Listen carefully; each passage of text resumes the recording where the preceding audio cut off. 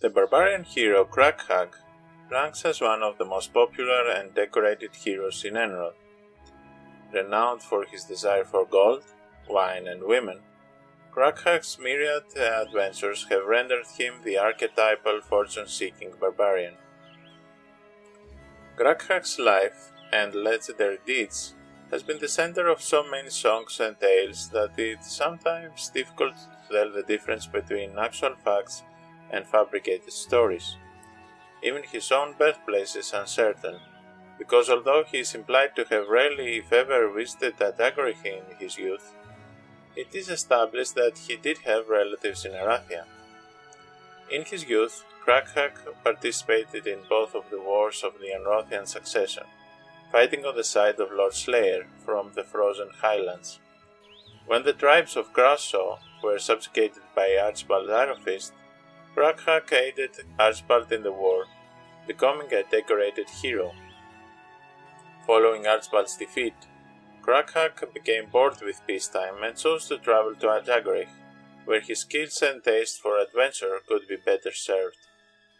He boldly set sail for this new frontier, and was delighted to find a land in turmoil where his skills could be best put to use. Upon his arrival on the continent, Craghag headed for the wastes of Avantnell, where, after a bar fight with some goblins in the Wingtail Tavern, he was approached by a spellcaster, Sandro, who requested that he embark on a journey across western Dagorich to locate and destroy the components of the Armor of the Damned, a destructive necromantic artifact. In exchange, Sandro offered Craghag an extensive land grant and lavish monetary rewards. Eager to destroy anything necromantic, Craghag quickly accepted the quest. Sandro informed him that the first piece, the skull helmet, is held by Barson, a barbarian with no honor.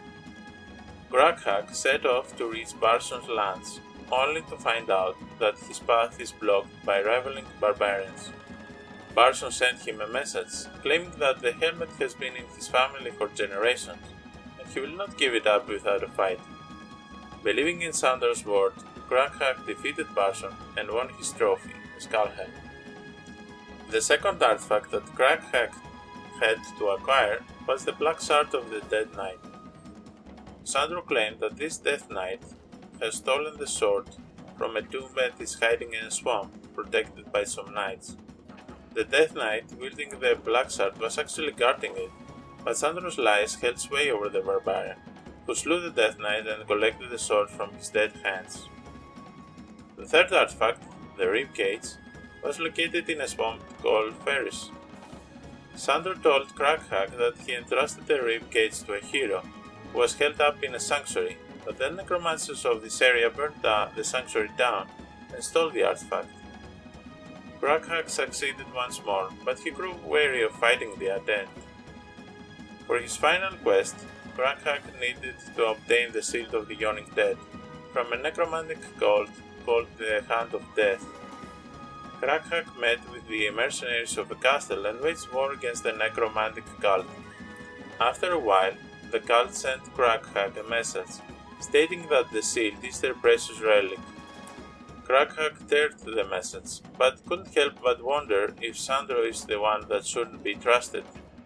He emerged victorious once more, and when he delivered Sandro the shield, he realized that he was tricked all this time. Sandro was not a wizard after all, but a necromancer in disguise, and once he got his hands on these artifacts, he teleported away, leaving a stunned but very angry barbarian, wishing to pay back for the treachery the Lich has caused.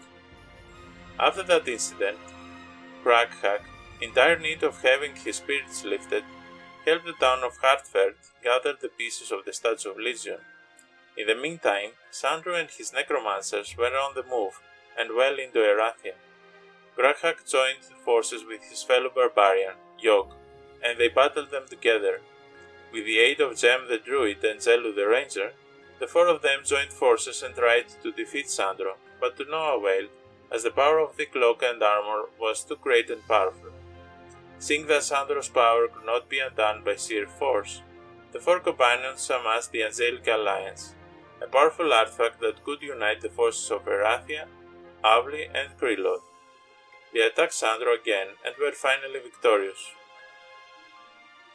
Crackhack claimed his revenge and was satisfied for a while, but ultimately was bored once again with the peace that ensued, and started traveling again to seek his fortune elsewhere.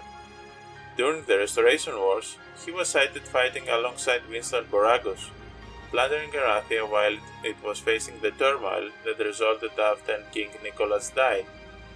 When King Kilgore took over the Krylodian crown, Crackhack still served under the new regime, as long as it suited his needs. When King Kilgore wielded the Sword of Frost and the Reckoning happened, Crackhack was luckily enough not in the battlefield, but managed to escape Enroth by using one of the many portals into Axioth. Ever the opportunist, he continued to fight for pleasure and profit, rather than ideals or beliefs. Crackhack remained a soldier of fortune, and would ever be remembered as such, even though some parts of his story could be regarded as both honorable and, why not, even righteous. Thank you for watching. If you like this video, make sure that you subscribe on this channel to keep it up and running, and leave a comment below to let me know what other part of Heroes lore you would like to be explored next. Cheers!